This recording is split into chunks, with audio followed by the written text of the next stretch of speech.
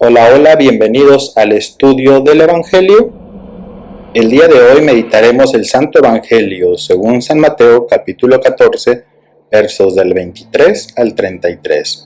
Después de despedir a la gente, subió al monte a solas para orar. Al atardecer estaba solo allí. La barca se hallaba ya distante de la tierra muchos estadios, zarandeada por las olas, pues el viento era contrario. Y a la cuarta vigilia de la noche, vino él hacia ellos, caminando sobre el mar. Los discípulos, viéndole caminar sobre el mar, se turbaron y decían: «Es un fantasma», y de miedo se pusieron a gritar. Pero al instante les habló Jesús diciendo: «Ánimo, que soy yo, no teman». Pedro le respondió: «Señor, si eres tú, mándame ir donde ti sobre las aguas». «Ven», le dijo.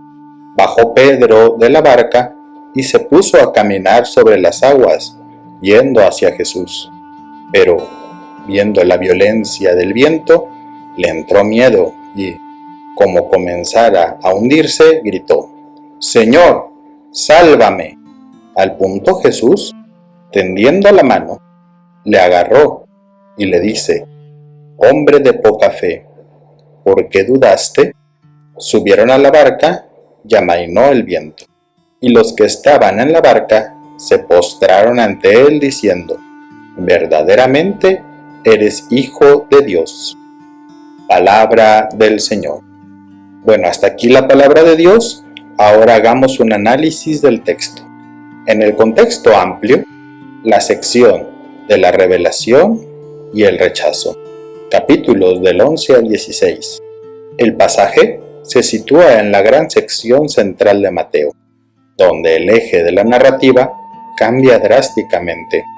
Tras el discurso parabólico del capítulo 13, Jesús ya no es el maestro popular aclamado, sin restricciones.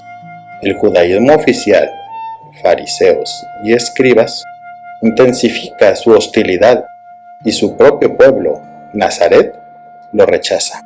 Mateo 13 del 54 al 58. Jesús inicia un movimiento de retirada, anajóresis, hacia zonas fronterizas o paganas, Tiro, Sidón, Decápolis. El caminar sobre las aguas simboliza físicamente esa transición. Cruzar el lago es dejar atrás la Galilea que lo ha rechazado para adentrarse en territorio gentil, la otra orilla, preparando a la Iglesia para su misión universal. En el contexto anterior, la primera multiplicación de los panes, Mateo 14, versos del 13 al 21, ocurre justo antes de que Jesús obligue a los discípulos a subir a la barca. Es un banquete mesiánico en el desierto que evoca el maná del Éxodo. El detonante del verso 22: tras saciar a 5,000 hombres, el fervor de la multitud estalla. El texto paralelo de Juan 6,15 devela lo que Mateo calla por motivos retóricos. La multitud quería proclamarlo rey por la fuerza. Los discípulos estaban contagiados de este entusiasmo nacionalista y triunfalista. Por eso, en el verso 22, Jesús obliga, enáncasen, a sus discípulos a evacuar la zona inmediatamente. Debía arrancarlos de la tentación de un mesianismo político y terrenal antes de que corrompieran su misión.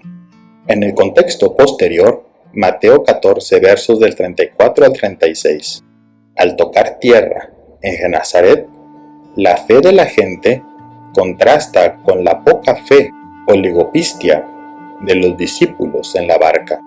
Mientras los íntimos de Jesús dudan en medio de la tormenta, la fe popular es tan desbordante que los enfermos se sanan con solo tocar el fleco, cráspero, de su manto. Mateo coloca esto para humillar pedagógicamente la presunción de los discípulos.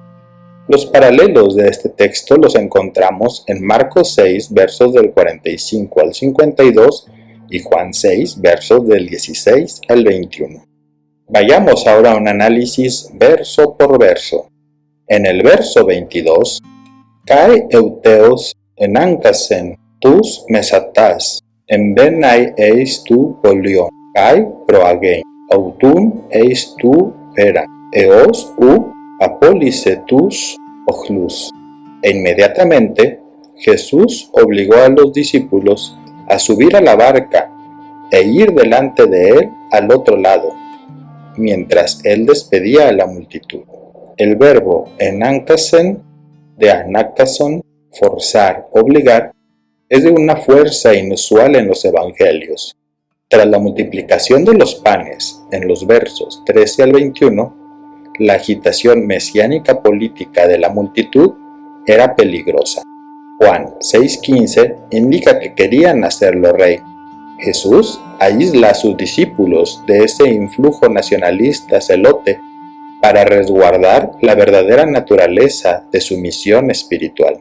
Abre la sección con un sentido de urgencia cronológica marcando la transición dramática de la abundancia segura en tierra firme al aislamiento precario del mar.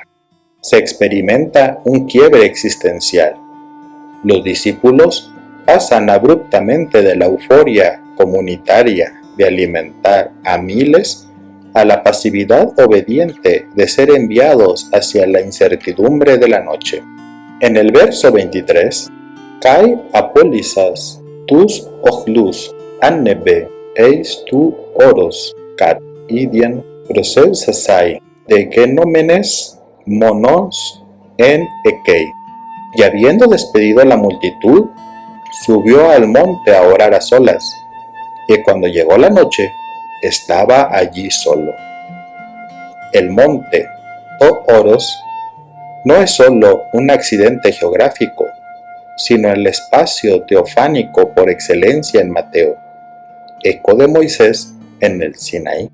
Jesús se retira para mantener la pureza de su vocación frente a las tentaciones del mesianismo político popular. El texto enfatiza la polaridad existencial. La multitud es disuelta, la barca está abajo.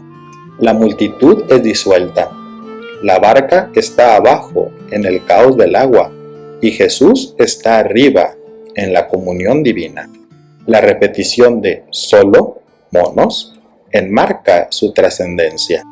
La soledad aquí no es aislamiento alienante, sino plenitud existencial.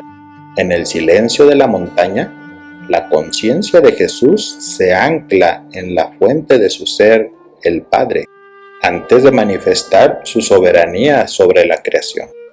En el verso 24, Tode ploion ede estadios polus apu tesges epeigen, basanisomenon hipo ton kimaton, engar enantios o anemos. Y la barca ya estaba a muchos estadios de distancia de la tierra, azotada por las olas, porque el viento era contrario. El término estadios polus, muchos estadios, un estadio equivale a unos 185 metros. Indica que estaba en medio del mar de Galilea, un lago propenso a tormentas repentinas debido a su baja altitud y corrientes de aire. El uso del participio pasivo basanisómeno, de basanizo, atormentar, torturar, aplica una metáfora vivida y casi antropomórfica. La barca sufre tormento. En la narrativa mateana, la barca simboliza a la iglesia primitiva, sufriendo persecución en el mundo romano. Se describe la experiencia de la desolación. Perder la tierra firme, tesges, significa perder la seguridad ontológica. El viento contrario representa las fuerzas ciegas que amenazan con desintegrar la existencia. En el verso 25, tetarte te tilake tes nictos heltes pros autu peripaton epi ten salasan, que a la cuarta vigilia de la noche, Jesús fue a ellos caminando sobre el mar. La cuarta vigilia adopta el sistema de guardia romano entre las 3 y las 6 de la mañana. Es el momento de la oscuridad más densa, justo antes del alba. El caminar sobre el mar evoca directamente textos del Antiguo Testamento, donde esto es un atributo exclusivo de Yahvé. Job 9:8. Él solo extiende los cielos y anda sobre las olas del mar. Es el nudo y el quiebre de las leyes naturales en el relato. El paso del caos absoluto, la tormenta, a la irrupción teofánica de Jesús caminando, peripatón, establece el clímax cristológico. La manifestación del absoluto ocurre en el límite de la resistencia humana. El alba, que se aproxima, introduce una luz que, lejos de calmar inicialmente, quiebra los parámetros de lo real para los discípulos. En el verso 26, hoy de macetai idontes autun epites salasesen peripatunta etaraxesan legontes oti fantasma estin kai apo tu fobu eraxan. Y los discípulos, viéndole caminar sobre el mar, se turbaron, diciendo: es un fantasma, y gritaron de miedo. En el folclore marino de la antigüedad, los espíritus de los ahogados habitaban las aguas profundas. El término fantasma alude a una aparición incorpórea o espectro maligno. El pasaje contrasta la realidad de la teofanía con la distorsión cognitiva de los discípulos. El verbo etaraxesan, se turbaron, conmovieron, describe una parálisis ante lo desconocido. El miedo radical, phobos, altera la percepción.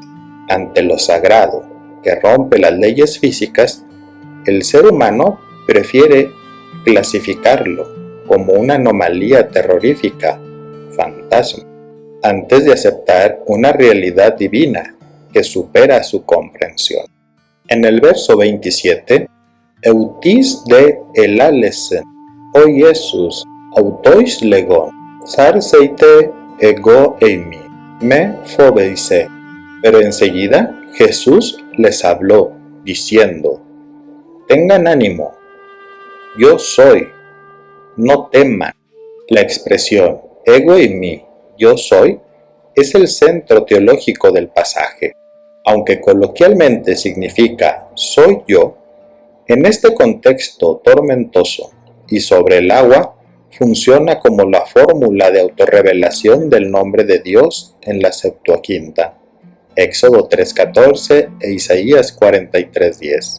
Se compone de una triple estructura de consuelo, un imperativo de confianza, sarseite, una revelación de identidad, ego eimi, y un imperativo de disipación del miedo, me fobeise. La palabra de Jesús pacifica antes de que cese el viento. La voz rompe la ilusión del fantasma. El reconocimiento de la presencia del amado reconfigura el espacio amenazante en un espacio seguro. El ser recobra su centro mediante la palabra escuchada. En el verso 28, apocris eis de autu o Petrus eipin, Kyrie eisi ei, kelouson me el sein, pros se epi ta y data. Entonces le respondió Pedro y dijo: Señor, si eres tú, mándame ir a sobre las aguas. El uso de la condicional, si eres tú, eisi ei, no indica duda cartesiana, sino una condición de primera clase que asume el hecho. Puesto que eres tú, Pedro reconoce a Jesús como Kyrios, Señor, título pospascual de soberanía divina. Este episodio es exclusivo de Mateo, refleja la eclesiología del Evangelio, donde Pedro es el portavoz, el líder audaz, pero también el prototipo del discípulo histórico que experimenta crisis de fe. Pedro busca participar de la condición existencial de su maestro. No pide hacer un truco, pide que la palabra de Jesús sea el puente que le permita sostenerse sobre el abismo del caos. En el verso 29, O de Eipen, el sé.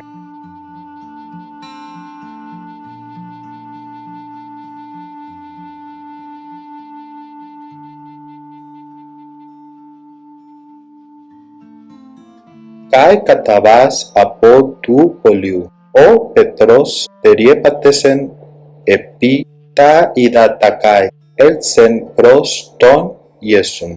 Y él dijo, ven, y descendió Pedro de la barca, caminaba sobre aguas para ir a Jesús.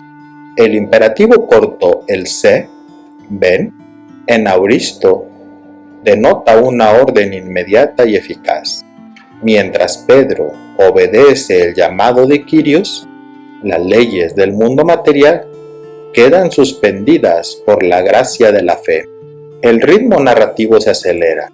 Los verbos en cadena, descendiendo, caminaba, iba, describe una acción fluida. Pedro, transitoriamente, opera en el mismo nivel cristológico que Jesús. Es el milagro de la intencionalidad pura. Mientras la mirada y la conciencia de Pedro están fijadas exclusivamente en el rostro y la voz de Jesús, su realidad física se reordena. El agua líquida y caótica actúa como roca sólida. En el verso 30, blepon de ton amenon isgiron efobese, kai arxamenos catapontisesai ecraxen legon, Kyrie soson mi. Pero al ver la fuerza del viento, tuvo miedo, y comenzando a hundirse, dio voces diciendo, Señor, sálvame. El grito Kyrie soson mi, Señor, sálvame, es una fórmula litúrgica de oración de la iglesia primitiva.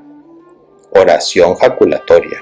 Refleja el clamor de los salmos de súplica en peligro de muerte. Salmo 69, verso 1. Sálvame, oh Dios, porque las aguas han entrado hasta el alma. El grito trágico ocurre por un cambio de atención, de escuchar a Jesús a ver el viento. Leponton anemon. El viento contrarresta literariamente la palabra del verso 29. Colapso de la fe por distracción existencial. Al descentrar su conciencia del maestro y reenfocar en la amenaza ambiental, el miedo fractura la confianza fundamental de Pedro.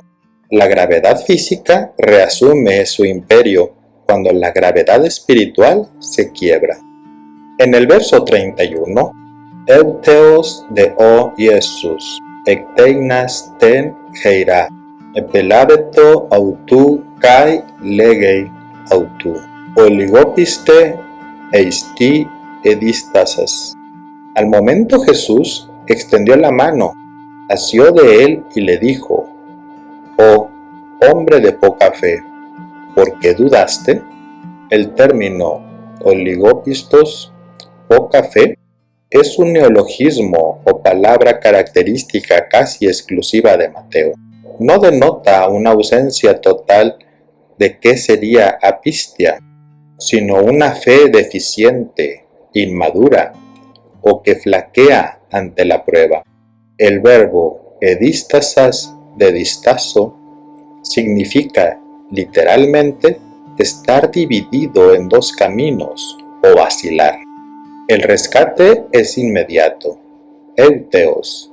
La acción física de extender la mano refuerza el carácter antropomórfico de la salvación de Yahvé en el Antiguo Testamento.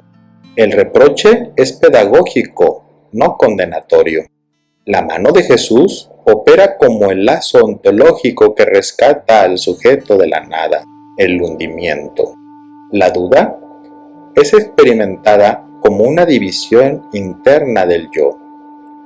Jesús corrige esa fragmentación demandando un corazón unificado. En el verso 32, «Kai anabanton autun eistou ploion ekopasen o anemos». Y cuando ellos subieron a la barca, se calmó el viento. El verbo ekopasen, cesó, se cansó, se calmó, denota una sumisión instantánea de la naturaleza ante la entrada de Jesús en el espacio de los discípulos. Fin de la tensión dramática que inició en el verso 24. El retorno de la barca de Jesús y Pedro juntos prefigura que la estabilidad de la Iglesia depende enteramente de la comunión y presencia física espiritual de su Señor. Restauración del orden cósmico y comunitario. La presencia del Kyrios apacigua el entorno hostil, demostrando que el aparente caos exterior está subordinado a su autoridad interna. En el verso 33, «Oide en tu polion, prosequinesan autu legontes, alesos seu ios ei». Entonces los que estaban en la barca vinieron y le adoraron diciendo: «Verdaderamente eres Hijo de Dios». El verbo prosequinesan de poscunio, postrarse en adoración, implica el reconocimiento de la divinidad de Jesús. En el judaísmo estricto, solo se adora a Dios. Esta es la primera vez en Mateo que los discípulos corporativamente confiesan a Jesús como el Hijo de Dios, Zeus Ios, anticipando la gran confesión de Pedro en Cesarea de Filipo en Mateo 16:16. Es la resolución eclesiológica y cristológica del texto. El viaje azaroso termina en una liturgia comunitaria de adoración dentro de la barca. El pasaje transita del terror pánico primitivo ante un supuesto fantasma en el verso 26 al asombro sagrado y reverente, proskinesis, ante la realidad última. La experiencia vivida del peligro y la salvación transforma la ideología teórica de los discípulos en una fe viva, madura y confesante. Aplicaciones prácticas para la vida. Primero, el peligro de las multitudes y la necesidad del monte. Venimos del pasaje en donde ha ocurrido la multiplicación de los panes. En el Evangelio, según San Juan y en Mateo, posiblemente tratan de proclamar a Jesús como Rey. Los halagos, los proyectos meramente humanos, lejos del proyecto marcado por Dios. Jesús interviene y despide a la comunidad y manda que sus discípulos se marchen juntos, ya que están experimentando también esta perturbación. Jesús es también tocado por esta tentación y se dirige al monte, a solas, en la oración, en presencia de su Padre, para escucharle, para estar en el silencio y no perder su identidad. Así también debemos hacerlo nosotros. El ego puede ser tentado y turbar nuestra identidad. Es importante acudir al silencio, dejar que las aguas se aquieten y reconocer nuestra identidad. Esto solo lo logramos ante la presencia del otro, de Dios, que nos contempla tal cual somos, y eso nos permite podernos contemplar de esa misma manera. Segundo, la barca en tormenta y las crisis inevitables. En nuestra vida, en nuestra comunidad, en la familia, experimentaremos estas crisis, estas tentaciones que no vendrán solo en lo individual, sino moverán nuestro sistema familiar, nuestro sistema comunitario. Esta crisis es una oportunidad de crecimiento. Así como los discípulos fueron tentados en su colectivo tratando de mirar a Jesús de una manera distorsionada, así también nosotros podemos ser tentados, mirando la realidad de una manera distorsionada, queriendo que la realidad se transforme conforme a nuestras propias creencias y convicciones. Tercero, el síndrome del fantasma. El miedo distorsiona la realidad. Cuando seguimos ante esa duda, ante esa tentación que ha distorsionado y confundido nuestra identidad, seguirá el caos, llegará la tormenta y ésta nos puede envolver mediante el miedo. Ya no solo se ha distorsionado la realidad, sino que realmente se ha transformado, está turbada. Y esto no nos permite reconocer la presencia de Dios. Lo vemos como un fantasma, nos causa terror. Es importante reconocer cuando ha aparecido el miedo en nuestras vidas, cuando éste nos envuelve y no nos permite ver con claridad. Eso es lo que tenemos que contemplar, la tormenta alrededor de nuestra vida, y no dejar que el miedo nos envuelva, sino convertirlo en una alerta para poder aquietar las aguas y poder reconocer con claridad la presencia de Dios en medio de nosotros. Parece que no está ahí, lo vemos como un fantasma, pero está presente a nuestro lado, nos acompaña siempre. Cuarto, el efecto de la atención. ¿Dónde pones tu mirada? Se escucha con claridad la voz de Dios. Jesús les dice, soy yo, la presencia de Dios, en medio de ellos. Pedro le reconoce y le dice, permíteme ir contigo, ser como tú, unirme en tu realidad, aproximarme a ti. Cuando Pedro coloca la mirada en Dios, puede pisar sobre el mar agitado, pero cuando retira la mirada de Jesús y la coloca nuevamente en el viento, en la tormenta, en el mar agitado, comienza a hundirse. Este se convierte en un criterio de discernimiento. Dios no te saca de la tormenta, pero en medio de la tormenta puedes reconocer la presencia de Dios. En el caos y en la tormenta, ¿en dónde se coloca tu mirada? Coloquemos nuestra mirada en el caos y en la tormenta. Coloquemos nuestra mirada en Dios, en medio del caos y la tormenta. Y por último, la oración del náufrago y la mano que sostiene. Cuando reconocemos que estamos siendo absorbidos por la tormenta y nos hundimos en medio de ella, solo sale un clamor desde nuestro interior. Sálvame. Y Dios extiende su mano sobre nosotros. Él hace el resto. Nosotros solamente nos abandonamos a Él. A modo de meditación y contemplación, el ansia de lo divino es una constante en el ser humano. La trampa es querer conseguirlo por un camino equivocado. Lo divino forma parte de mí, es la parte sustancial y primigenia de mi ser. Cuando descubro y vivo esa presencia, despliego todas las posibilidades de ser que ya hay en mí. Fray Marcos. Bueno, hasta aquí nuestra meditación del día de hoy y como siempre invitándolos a que compartan este material con aquellos que les pueda ser útil.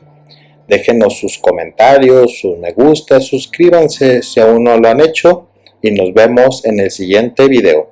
Bendiciones.